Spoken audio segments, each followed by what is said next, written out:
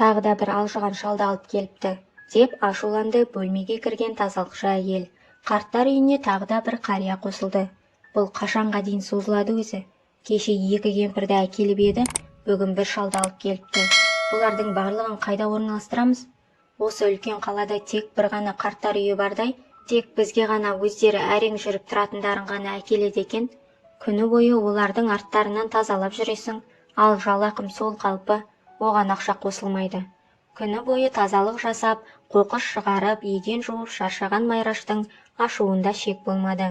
6 адам жататын бір бөлмеге тағы бір зейнеткер шалды қосып қойыпты. Оны көргенде одан сайын ашуы келді. Шаршап, қажыған тазалықшы әйел қарт адамның қайғылы жүзіне де, көзіндегі жасына да назар аудармады. Жұмабай ақсақалдың қатты көңіліне келді. Ол өмірінде ешқашан мұндай қорлық көріп, өзін қолайсыз сезінген емес. Мен мұндай күйге қалай жеттім, деп мұрнының астынан сөйлеп, ол өз-өзінен сұрады. Бұл қалай болды өзі? Кім көрінгеннен сөз естейтіндей, мұндай бейшара күйге қалай түстім? Мен бір кездері ел сыйлаған, құрметті адам едім. Мен тек өзімді ғана ойламай, балаларымның, немерелерімнің жағдайын жасап қойдым деп ойлап жүрсем, енді қандай жағдайға тап болғанымды қара. Ешкімге керек болмай қалдым. Бұл жерде қартайғанда керексіз болып қалған қанша тағдыр бар. Бірнеше күн бұрын Жұмабай ақсақал бұлай болады деп ойламағандай еді. Бірнеше айдың ішінде тымсыз қалған басқа адамдар сияқты одақ ыдырағаннан кейін оған да оңай болмады.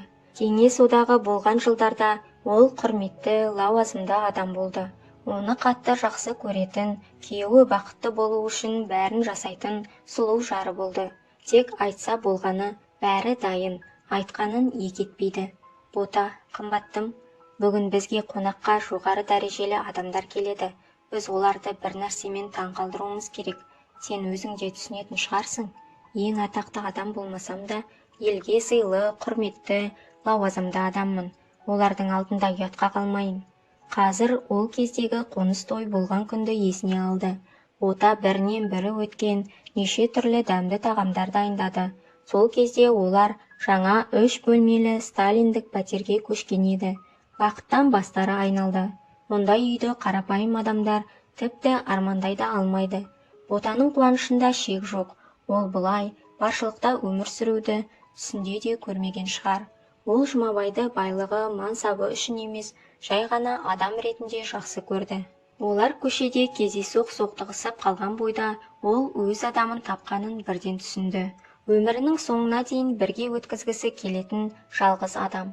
Басыңа қонған бағынды жіберіп алу деген ақымақтық, және ол үшін өзін өмір бойы кешіре алмас еді. Сондықтан ол оған алғаш кездескен кездерінен кейін 2 ай өткен соң үйлену туралы ұсыныс жасағанда бірден келісті. Енді сағыздай созылып жүре бермейміз ғой, деп анасына қарсы шықты. Сен әлі жассың, асықпасай, танысқандарына көп те болмады ғой. Мен оны жақсы көремін. Онсыз бір күнімді де өткізгім келмейді, деді. Жұмабай ақсақал жас кезіндегідей онымен бір жастықта қартайып, бақытты өмір сүреміз деп ойлады. Бірақ тағдыр қатал. Басқалар сияқты ондай тағдырдың соққысына дайын болмады. Жұмыссыз қалып, жоқшылыққа шыдай алмай, өз тұңғиық ойларына батып кетті. Уақыт өте жүрегі ауыра бастады. Сондықтан қиналып, ол тіпті дұрыс ұйықтай да алмады. Жұмабай ақсақал сүйікті жарын жас кезіндегідей тыныштандырып, жұбатуға тырысса да бәрібір қолынан еш нәрсе келмеді. Шамадан тыс күйзелістен жүрек талмасы ұстап, жедел жәрдем келгенше қайтып кетті. Бота сүйікті күйеуінің қолында қайтыс болды. Жұмабай ақсақал қайғыдан қан жұтты.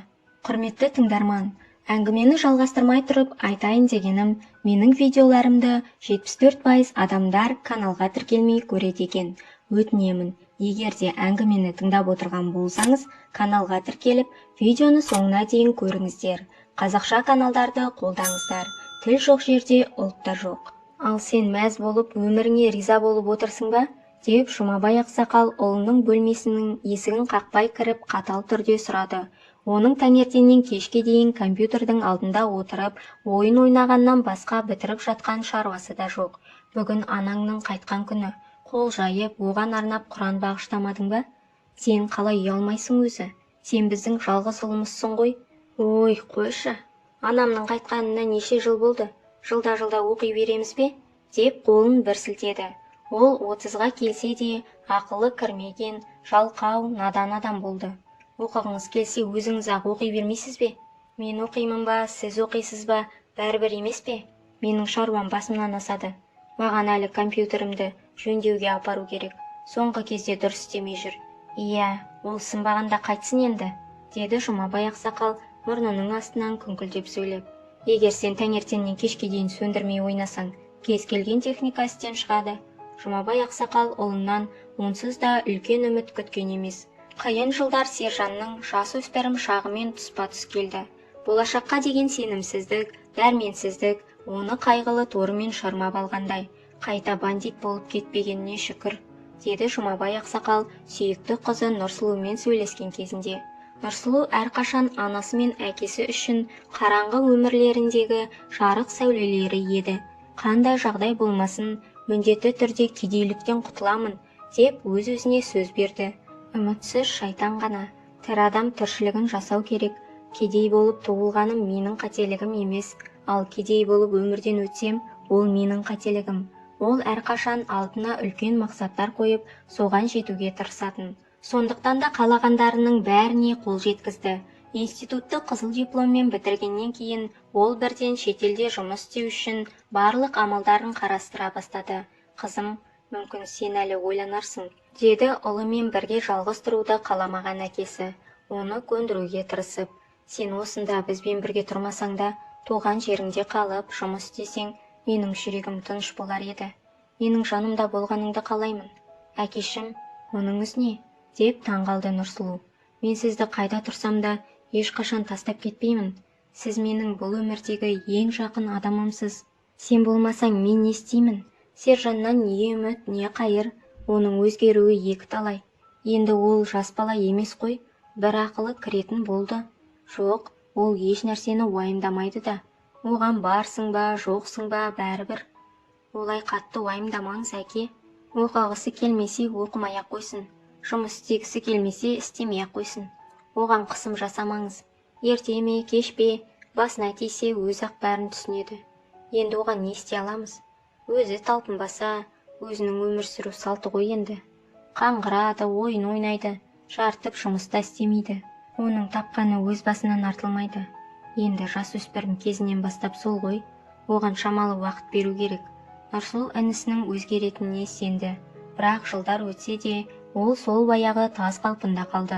Соңғы кездері оның не істеп жүргеніне мән де бермеді. Жұмыс пен үйдің арасында жүгіріп жүрді. Күнделікті күйбен тіршіліктен қолы да тимеді. Бұл жағдай әкесінің көңілін қалдырды. Қызым, сен маған жиендерімді қашан алып келіп көрсетесің? Деп сұрады қарт адам. Қызы жақын арада өз отанына келеді деп үміттеніп. Олар ендігі өсіп те қалды ғой. Мен енді жасарып келе жатқан жоқпын. Сонда мен оларды көрмей өлемін бе? Солай бола ма екен, қызым? Деді Жұмабай ақсақал. Нұрсұлу сержанға қарағанда пысық, жоқ, болмай жатыр, деп қарап отырмайды. Өз мамандығы бойынша программист болып жұмыс істеп, өз жағдайын өзі жасап алды. Және де өз теңін тауып сәтті тұрмысқа шықты. Ондай жігітке тұрмысқа шығуды кез келген қыз армандайды. Жауапкершілігі бар, мәртебелі, бай әрі сымбатты ер жігіт. Өзі құрған отбасын бірінші орынға қояды. Өйткені олар отбасын саналы түрде 30-дан асып барып құрды. Бұл жаста өмір енді басталады, деді ол. Нұрсұлу жар болып, ана болудан кеш қалған шығармын деп күмәнданған кезінде. Ал егіз ұлдары дүниеге келген кезде ерлі зайыптылардың қуаныштарында шек болмады. Аллаға шүкір, бұл қандай керемет тосын сый, деп айғайлады Нұрсұлу. Дәрігер оған екі сәбилері болатынын айтқан кезде. Күйеуім қуанатын болды. Бұл нағыз тағдырдың сыйы ғой, деді ол да бұл қуанышты жаңалықты естігеннен кейін. Жұмабай ақсақал да қатты қуанды. Ал Нұрсұлу жұбайымен және балалармен бірге келгенде бақыттан басы айналып тыпыршып, өзін қоярға жер таппай жүрді. Одан кейін көп ұзамай ерлі-зайыптылар қайтадан шетелге кетіп, бәрі бұрынғыдай бір сарынды өміріне қайта оралды. Сержан тіпті анда-санда бір келетін туған әпкесін көруді ойламады. Олар келеді дегенді естіп, ол бір аптаға досының үйіне кетіп қалды. Бірнеше жыл бойы әпкесінің арқасында аш қалмай өмір сүріп жүргенімен жұмысы жоқ. Жоқ, сен мұны елестете аласың ба? Деп қарт адам ренжіді.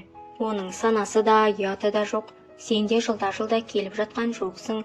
Отбасымыздың басы бір қосылғанда, бір дастархан басында ас ішудің орнына мұның жасап жатқанын қара. Қайырымсыз немене. Аш қалдырмағанына саған бір ауыз рахметін айтса болады ғой? Жоқ, мен қандай адамды тәрбиелегем өзі? Бұл тіпті ақылға қонымсыз. Сендер келеді дегенде естіген бойда бірден тайып тұрды. Бір досының туған күні екен, бармаса ренжиді екен-міс. Ой, тоба, осындайда адам болады екен-ау. Өз туған бауырын көруден қашатын. Тіпті менің ұлым деп айтуға да ұят. Нұрсұлу інісінің істеріне мән бермеді. Оны ойлауға шамасы да болмады. Оның қай кезде мұндай санасыз, қатыгез адам болып кеткенін байқамай да қалды. Нұрсұлу әкесі ұлына көңілі толмаған соң солай әсірелеп айтып жүр деп ойлады. Бір күні әкесіне де, інісіне де қоңырау шалып, олармен сөйлесе алмаған кезде ғана шынымен де бір сұмдық нәрсенің болғанын түсінді. Сіз кімсіз? Деп сұрады Нұрсұлу. Үйдегі телефон номеріне қоңырау шалғанда, тұтқаның ар жағында бейтаныс әйел басында оның не туралы айтып тұрғанын түсінбеді. Мен сіздің маған не үшін шағымданып тұрғаныңызды түсінбедім. Мұнымен не айтқыңыз келеді? Деп айғайлады ол. Егер сіз менімен осылай сөйлесетін болсаңыз, онда мен телефон тұтқасын қоя саламын. Ал сіз өзіңіз кімсіз? Бізден не керек сізге? Әкесі туралы ақпарат білу оған ауадай қажет екенін түсінген Нұрсұлу тез тынышталып, одан бәрін біліп алуға тырысты. Біз бұл пәтерді заңды түрде сатып алдық, деді әйел телефонның екінші жағында. Түсінесіз бе? Заңды түрде сатып алдым. Егер сіз бұл туралы білмесеңіз, бұл біздің шаруамыз емес. Менің қолымда барлық қажетті құжаттар бар. Егер дәлелдеу қажет болса, мен кез келген сотта бұл менің үйім екенін дәлелдей аламын. Нұрсұлу бейтаныс әйелден әкесі мен інісінің қайда көшіп кеткенін біле алмады. Әйел бір жаман жағдайдың болғанын сезіп, бірден сол күні елге қайтуға билет сатып алды. Мен де барайын сенімен бірге, деп күйеуі уайымдап сұрады. Оны да бұл жағдай алаңдатты. Мүмкін менің де көмегім керек болып қалар. Жоқ, қажет емес, деп жауап берді Нұрсұлу. Мен бәрін өзім шешемін. Сен үйде балалардың жанында қал. Олардың жанында сен болсаң, мен ол жақта оларды уайымдамай тыныш жүремін. Көптеген жылдар ішінде алғаш рет Нұрсұлу туған жеріне келгенде, алғаш рет қонақ үйде тұруға мәжбүр болды. Ол тіпті бұлай болатынын ең қорқынышты түсінде де көрмеген шығар. Не болып кетті өзі? Барлық балалық шағы өткен, ыстық ұясы сатылып кетті. Енді онда басқа бөтен адамдар тұрады. Нұрсұлу үшін де, әкесі, анасы үшін де бұл үй ыстық әрі қымбат еді. Барлық керемет естеліктерге толы үй болатын. Енді мұның бәрі жоқ. Басы қатып кетті. Енді әкемді қайдан іздеймін? Оны қайдан табамын? Осының бәрін ойлап, оның үстіне жолдан шаршағаны бар, Нұрсұлу есінен танып ұйықтап қалды. Бір кезде 2 сағаттан кейін оянып, қарғыс атсын. Мен әкемді іздеудің орнына ұйықтап қалыппын ғой, деп өз-өзіне ұрысты. Бірден телефонын қолына алып, полицияға қоңырау шалды. Біз олай қашықтан өтініш қабылдай алмаймыз, деді телефон тұтқасының екінші жағындағы ер адам. Сіз өзіңіз бөлімшеге келіп, бізге не болғанын түсіндіруіңіз керек. Содан кейін ғана біз сіздің әкеңізді іздеуді бастай аламыз. Нұрсұлу бірден жиналып, полиция бөлімшесіне жүгірді. Оны мұқият тыңдаған тергеуші, әкесі туралы ақпаратты барлық базадан қарап, бір ақпарат табылып қалса, бірден хабарласамын деп айтты. Сізге көп-көп рахмет, деп ол сөмкесінен бірнеше мыңдық қағаз ақшаны алып, ер адамның алдына үстел үстіне қойды. Қазір адамдардың қиындықтарына бұлай бей-жай қарамайтын адамдар аз, деді. Мұныңыз не? Тез алыңыз, деді тергеуші ақшаға қарап. Бұл менің жұмысым.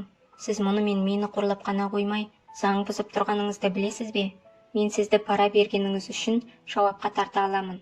Нұрсұлу бірден кешірім сұрап, жай ғана алғыс айтқысы келгенін түсіндіріп, бөлімшеден шықты. Қайтадан қонақ үйге келді.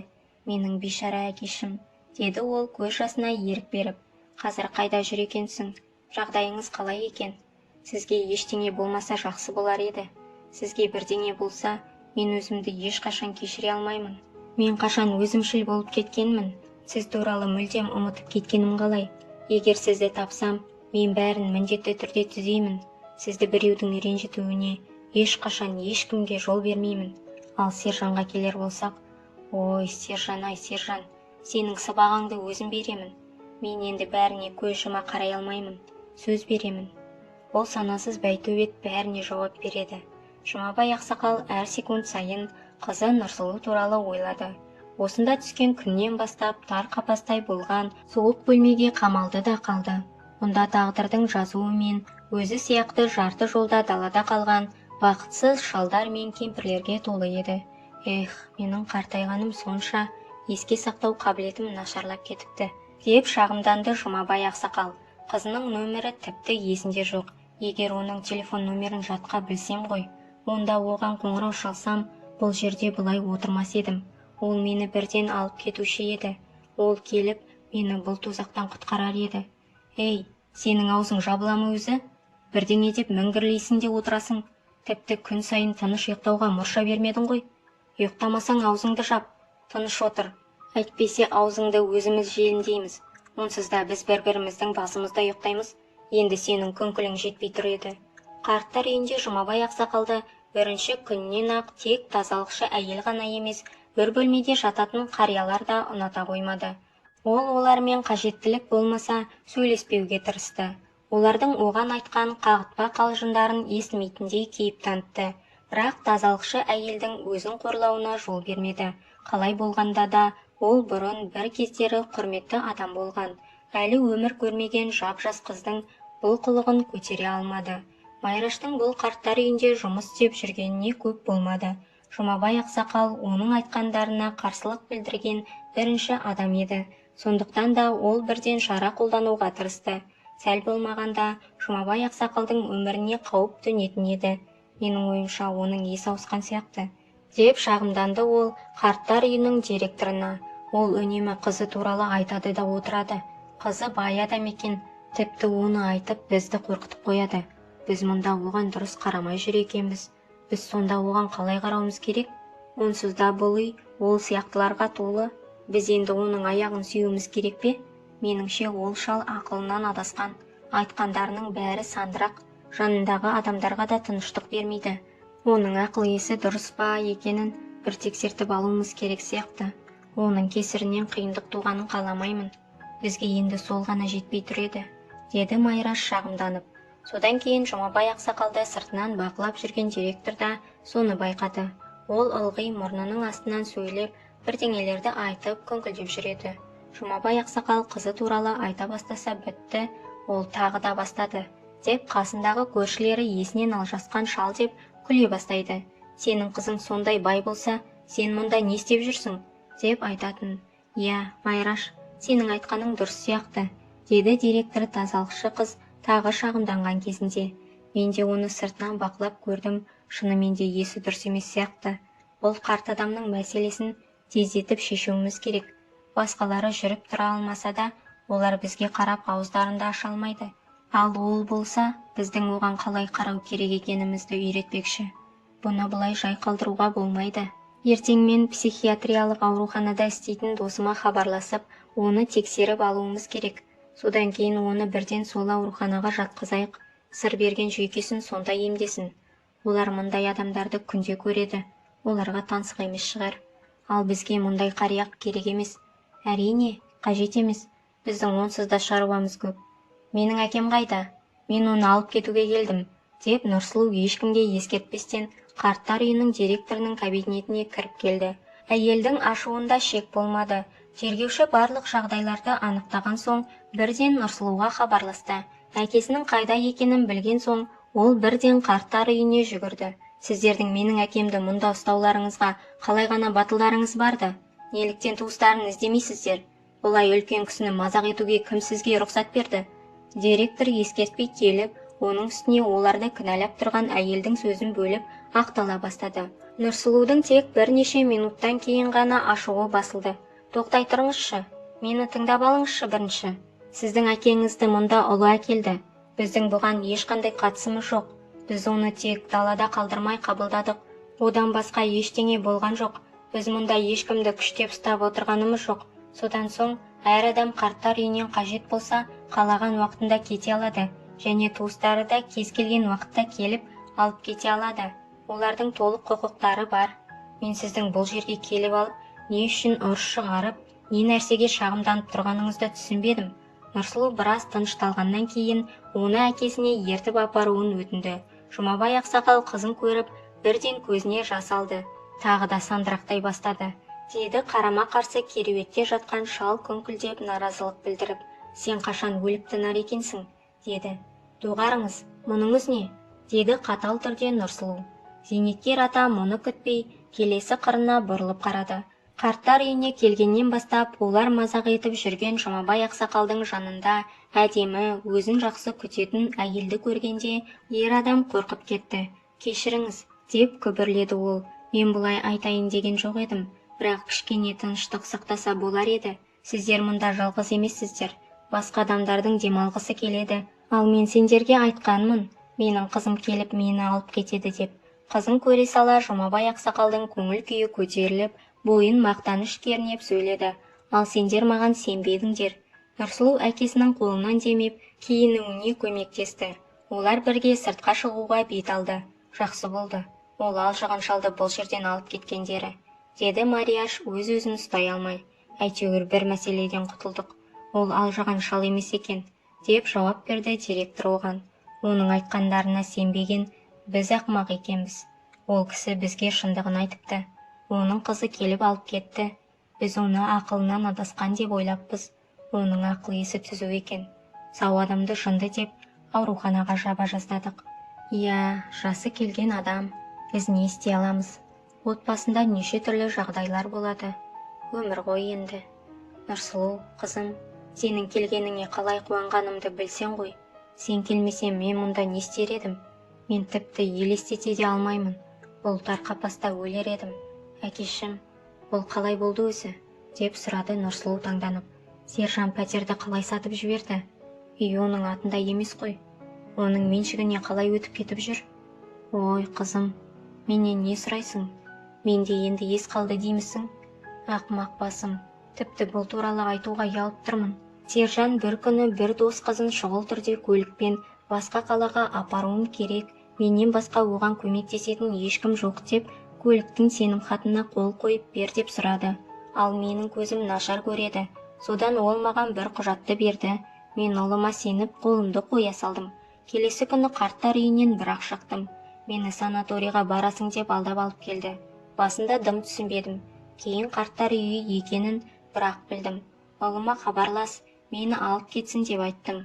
Ол мені алып кетпейтінін және үйді сатып жібергенін айтты.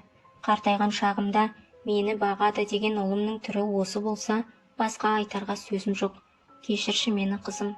Отбасылық мүлікті сақтай алмадым. Ақымақ алжыған шалмын ғой мен. Осындай жасқа келіп, үйсіз күйсіз далада қаңғырып қалдым. Сержан есікті ашқан кезде Нұрсұлуды көріп шошып кетті. Нұрсұлу тергеушіден інісінің де мекен жайын тауып беруді сұраған еді. Ол өзіне жағын қарапайым пәтер сатып алғаны белгілі болды. Ал қалған ақшасына ананы мынаны алып құртқан. Еш нәрседен бас тартпай қалағанының бәрін сатып алған. Нұрсұлудың ашуында шек болмады. Жұмабай ақсақалда ұлын кешіре алмады. Түрме керек болса, түссін түрмеге. Енді оны аяудың еш мәні жоқ, деп күрсінді. Боса да ақылы кіретін түрі жоқ. Өзі сұранды сол жазаға. Енді әбден лайық. Бұндай ұлдың болғанынан болмағаны артық. Нұрсұлу жаңа үй иелерін шын мәнінде аяды. Олардың бұл жағдайдан еш хабарлары болған жоқ. Сондықтан Сержаннан пәтерлерін заңды түрде сатып алған отбасының бастарын дауға қалдырып, олармен соттасып, ұлы әкесін алдап, келісім шартқа қол қойғызып алды деп дәлелдеуге тырыспады. Ол үйдің толық ақысын төлеп қайта сатып алды. Ол отбасында қиын жағдайға қалдырмады. Жарайсың, қызым, деді Жұмабай ақсақал. Оның шешімін құптап, мен сені мақтан тұтамын. Сенің адамгершілігіне ешқашан күмәнданған емеспін. Сен керемет жансың. Осы оқиғадан кейін әкесіне көбірек келіп тұруға тырысты. Тіпті әкесін өзінің жанына көшіріп алғысы келді. Бірақ Жұмабай ақсақал үзілді кесілді бас тартты. Менің үйім осында, мен осы жақта дүниеге келдім, осында өлемін деді. Нұрсұлу әкесінің айтқанынан қайтпайтын адам екенін біледі. Оны қыстамады. Тек ол әкесіне қолынан келгенше көмектесіп, көбірек көңіл бөле бастады. әкесі оған